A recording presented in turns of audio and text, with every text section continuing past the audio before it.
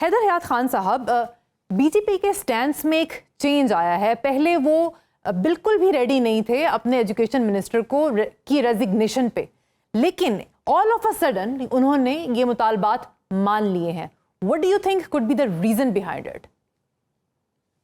बिस्मिल्लाह रहमान रहीम, बहुत शुक्रिया आपका। देखिए, प्रेशर तो था मोदी गवर्नमेंट पर डे वन से, और ये कोई एक दो पेपर लीक्स का मामला था नहीं। ये गुज़श्ता 12 साल में 150 से ज़ायद पेपर्स जो हैं वो लीक हुए। और ओवरऑल अगर हम 12 साल की बात करें तो 7.5 करोड़ स्टूडेंट्स जो हैं वो इससे मुतासिर हुए हैं, और इस साल सिर्फ 20 से ज़ायद स्टूडेंट्स ने सुसाइड किया। तो प्रेशर था, और जिस तरीके से कॉकरोच जनता पार्टी ने सारा ये प्रोटेस्ट मैनेज किया, वो लोग डटे रहे, और अल्टीमेटली वो इसमें सक्सेसफुल हुए। ये बहुत बड़ी अचीवमेंट है। मोदी गवर्नमेंट डे वन से, बिल्कुल आपने दुरुस्त फरमाया, वो इसके इस्तीफे के लिए, धर्मेंद्र प्रधान के इस्तीफे के लिए तैयार नहीं थे, और उनको इस चीज का अंदाजा था कि इसके इस्तीफे का मतलब ये है कि मोदी ने इस चीज को एक्सेप्ट किया है कि वो भारत के सिस्टम को ठीक तरीके से नहीं चला पा रहा। लिहाजा घिटाई की जिस दर्जे तक वो जा सकता था वो लोग वहां पर गए, और अल्टीमेटली फिर जब ये प्रोटेस्ट दिल्ली से बढ़कर भारत के दीगर शहरों तक फैले, और मोदी हुकूमत को इस चीज का खौफ खाने लगा, जो स्टूडेंट्स ने जंतर मंतर पर बातें भी की कि हम पार्लियामान को उखाड़ कर फेंक देंगे, हम नेपाल बना देंगे। फिर जिस तरह का रवैया जो है वो हमने गोदी मीडिया पर देखा, जिस तरीके से बीजेपी के जो मोदी के मंत्रिमंडल के मिनिस्टर्स हैं, ये इन्होंने आके जो बातें की, और जो इनकी अप्रोच थी टुवर्ड्स स्टूडेंट्स, कभी पाकिस्तान का एजेंट है, ये आईएसआई का एजेंट है, ये चाइना का एजेंट है, इनको फॉरेन फंडिंग हो रही है, ये भारत के दुश्मन है, ये गद्दार हैं। मतलब वो सारी बातें थी जिन्होंने प्रोवोक किया स्टूडेंट्स को। और मुझे तो अच्छी तरह याद है कि मेरी इनके कई चैनल्स पर जब इस हवाले से गुफ्तगू हुई, और जब मैं इनसे कॉकरोच जनता पार्टी के इन प्रोटेस्टर्स से मुतालिक बात करता था, तो ये इनकी अप्रोच ये थी, ये कहते ये थे कि ये तो कॉकरोचेस हैं, इनको हम स्प्रे मारकर खत्म कर देंगे। तो अब ये जो स्प्रे इन्होंने कॉकरोचेस पर मारने की कोशिश की, मेरा ख्याल है कि उसका मुंह इनकी तरफ रह गया, और उसके जहर से इनका अपना जो एजुकेशन मिनिस्टर है धर्मेंद्र प्रधान, उसकी इन्होंने जो है वो कुर्बानी ली है। और मेरा अपना जाती ख्याल है कि यहाँ पर सिलसिला रुकेगा नहीं। As of now cockroach Janata party ने ये वाला प्रोटेस्ट तो अपना कॉल ऑफ कर दिया है, लेकिन आगे भी जो मामला थे, और जो मैं भारत में एक अप्रोच की तब्दीली देख रहा हूँ आम पॉपुलेशन के अंदर, जो अब नफरत की सियासत से दूर हटना चाहते हैं, जो चाहते हैं रीजन में अमन हो, जो चाहते हैं कि वहां पे जितने भी मज़ाहब के लोग हैं वो इकट्ठे मिलकर अच्छी जिंदगी गुजार सकें, तो ये अप्रोच अगर प्रिवेल करेगी तो उसके लिए ये जरूरी है कि ये घटिया शैतान जो भारत में बरसर इक़्तिदार है, ये इक़्तिदार के सिंहासन पर ना रहे। और कॉकरोच जनता पार्टी के इस प्रोटेस्ट से ये चीज ग्लोबली क्लियर हो गई है कि ये जाहिल शख्स है, ये घटिया शख्स है, ये इससे आप किसी बेहतरी की, अच्छाई की उम्मीद नहीं कर सकते।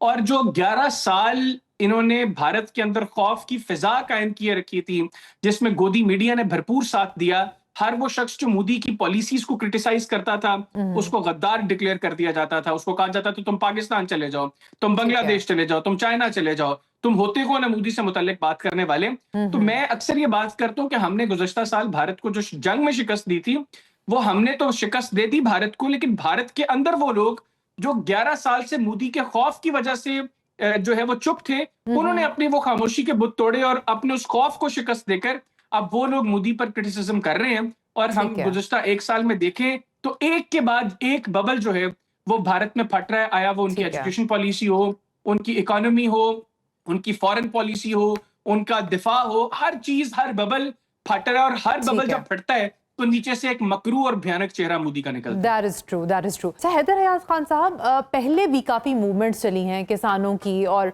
सिटीजन एक्ट के अगेंस्ट भी, लेकिन कभी कुछ उसका अमली नतीजा नहीं निकला था। लेकिन इस दफा we have seen a result, we have seen a change.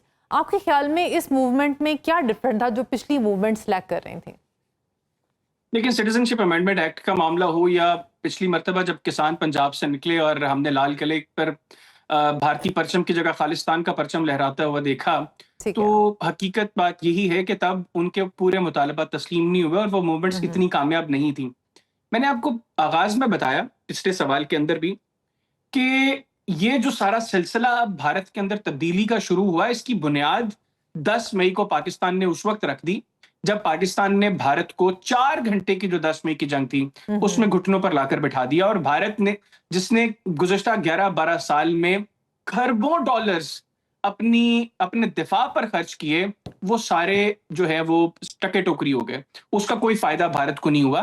तो भारत में जो सेम वॉइसेस थी उन्होंने शायद इस चीज को महसूस किया कि अब वो वक्त है कि जब इसके खिलाफ आवाज बुलंद की जाए। ये घटिया शख्स है, इसकी जितनी इकोनॉमिक पॉलिसीज हैं, हमने जो राइजिंग इंडिया और शाइनिंग इंडिया की सारी बातें 10-11 साल गोदी मीडिया पर सुनी, वो सारी एक आम भारतीय तो समझ रहा था ना। अब्दुल्ला ने बताया आपको कि किस तरह सिर्फ 29% ग्रेजुएट्स जो हैं उनको जॉब्स मिल रही हैं, और भारत एक बड़ी जो है वो पॉपुलेशन है, वहां पर एक बड़ी आबादी है वहां पर, और हर साल अगर लाखों में मिलियंस में स्टूडेंट्स जो है जो ग्रेजुएट हुए हैं उनको नौकरियां नहीं मिल रही, तो अनएम्प्लॉयमेंट की वजह से फिर इकोनॉमिक क्राइसिस।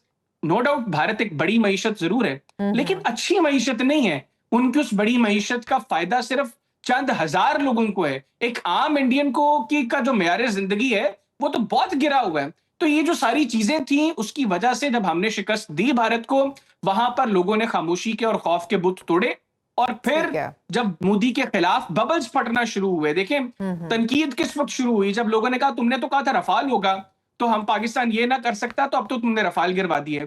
फिर तुमने हमारी 26 मिलिट्री इंस्टॉलेशन तबाह करवा दी, तुमने हमारे सैकड़ों फौजी मरवा दिए, और मान रहे हो तुम 6 फौजियों को 1 साल के बाद, और वो भी कॉकरोच जनता पार्टी ने तो इसके ऊपर भी मजाक बनाया जिस वक्त उनके ऊपर सीआरपीएफ के लोग जो है वो लाठी चार्ज कर रहे थे और आंसू गैस के शेल्स फेंक रहे थे। तो उन्होंने कहा कि ये गवर्नमेंट जो है ये तुम्हें ऑनर नहीं देगी, हम लोग तुम्हें ऑनर देंगे, ये तो अपने मुल्क के लिए जान देने वालों को इज्जत नहीं देते।